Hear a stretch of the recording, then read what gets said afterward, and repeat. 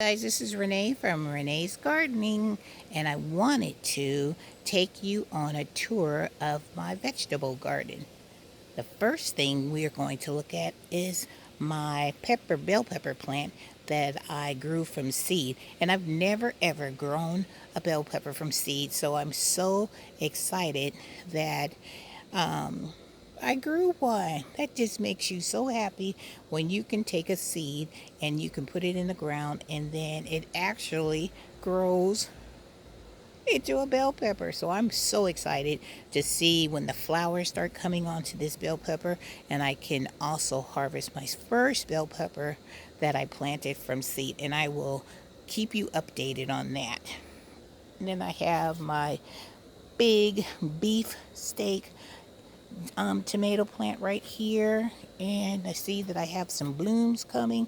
And I have a question. I was wondering if once it gets so tall, can you just cut the tops off and then it will stop the tomato from growing?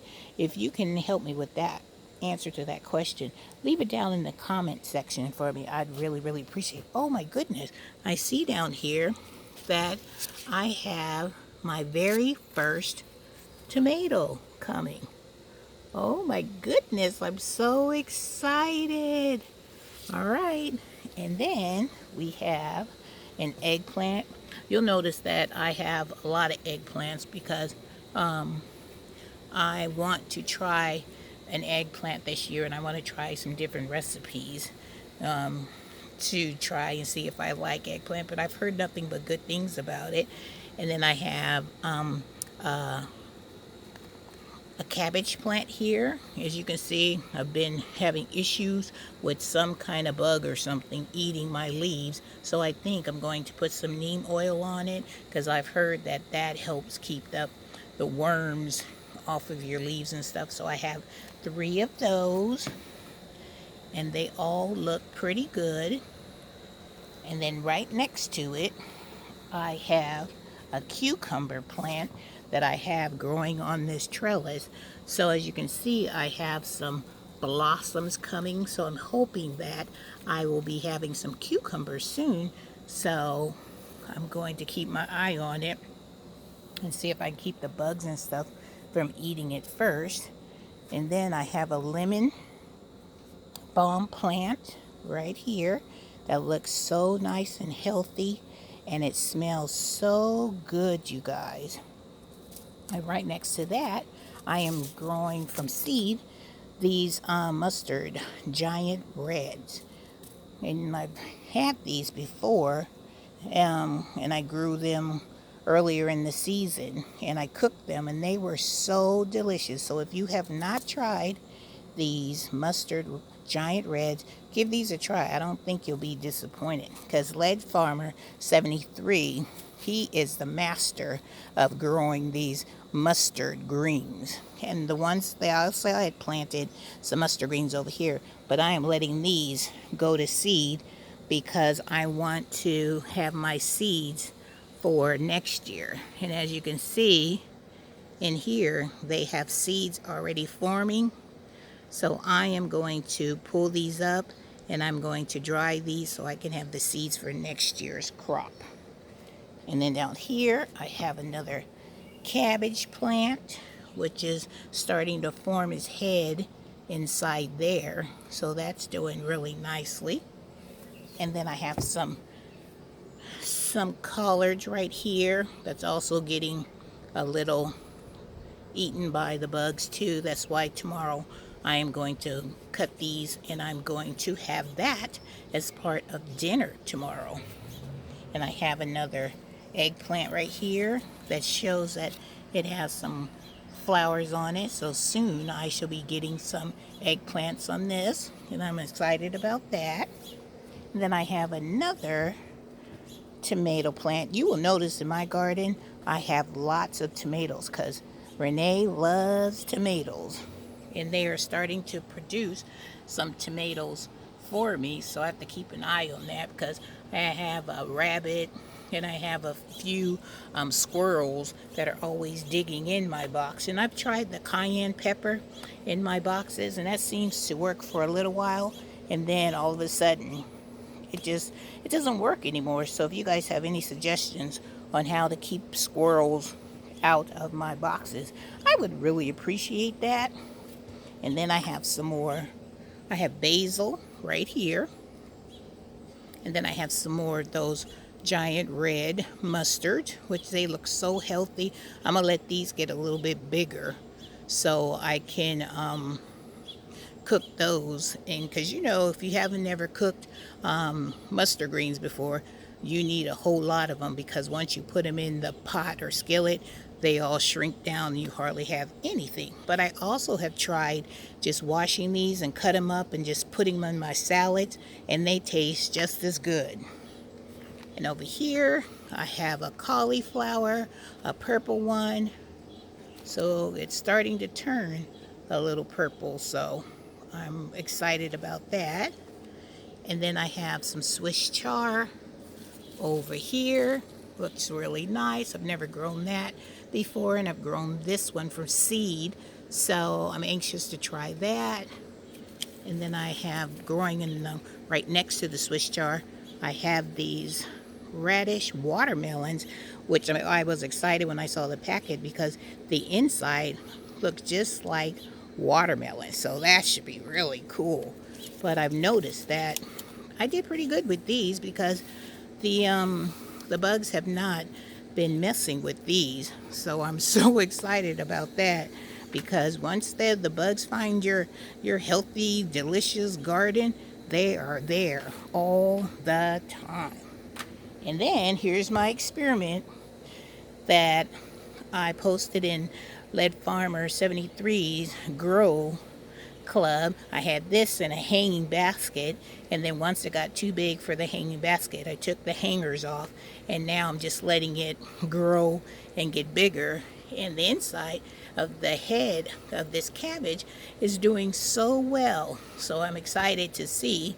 And I haven't had any problems with the leaves. I think it's because that the slugs and the bugs can't get up to it because it's in a hanging basket. And then I have the peaches and cream corn over here. They look really healthy and nice. Oh my goodness, look, I have an eggplant over here, and look what I just spotted. I have a baby eggplant. Oh my goodness, I'm so excited. Oh, that's the first one. And then I have my strawberries. That looked really healthy. And they're starting to send out their little runners. So I've got to be watching them, because I have these two cardinals that come over to my strawberry box every morning, including Rocky the squirrel. He's always over here investigating and trying to see what he can get into for the day. And I also have two more of my cauliflowers, which are doing nicely. And then New Orleans gardener, she's always talking about her kohlrabi. So I decided that I was going to try and grow some.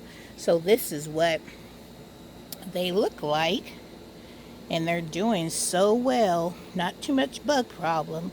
So I'm happy about that. And over here is another tomato plant. And I grew these from seed. And they were really, really, really small. And they were struggling. So I decided to put them all in one pot and kind of like help each other out, lean on each other, give each other support. And then I'm telling you, when it rains, Mother Nature has the best, I don't know if it's magical water, rainwater, but whenever it rains, my plants do phenomenal. They are green, they're lush, and they seem to like grow overnight. So if you guys are experiencing that same kind of growth after it rains, let me know.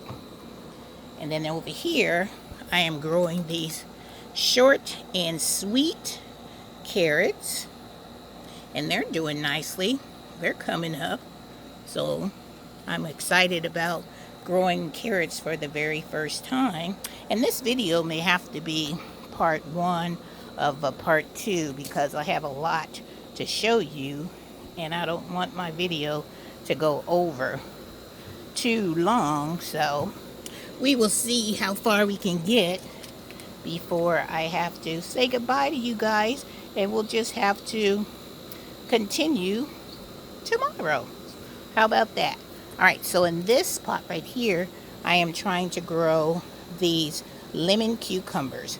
And this is what the lemon cucumbers look like. This is the very first time I've grown these, so I'm anxious to see how they do because they are a small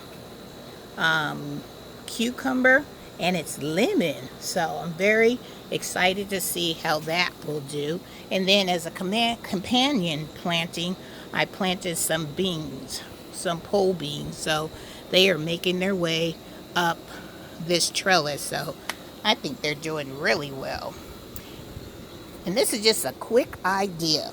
If you guys have like an old mailbox letter holder that you have in your house, this is what I did with mine.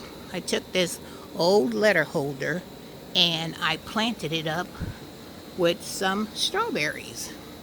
See, I put some nails in there, and well, either nails or screws, and then I just planted some strawberry plants in them, and I have two at the top, and it has holes at the bottom, so when it rains and waters these two other strawberry plants right underneath. So it's like a drip system, which is pretty cool.